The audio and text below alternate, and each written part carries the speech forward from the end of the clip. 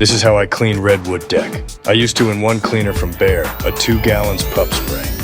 Also a garden hose with this nose for fill 1 gallon of water and the Behr cleaner into the pump. Remember, and this is super important, rinse the surrounding areas with gardens and plants, objects to prevent them from corrosive and harmful chemicals.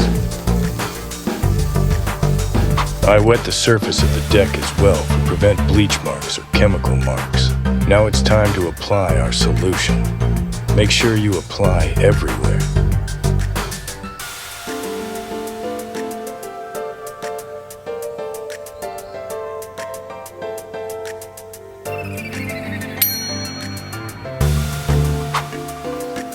Put everything together, plug your baby, and rock and roll.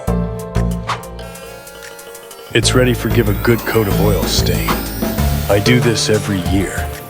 I will show you the results on another video. Stay tuned.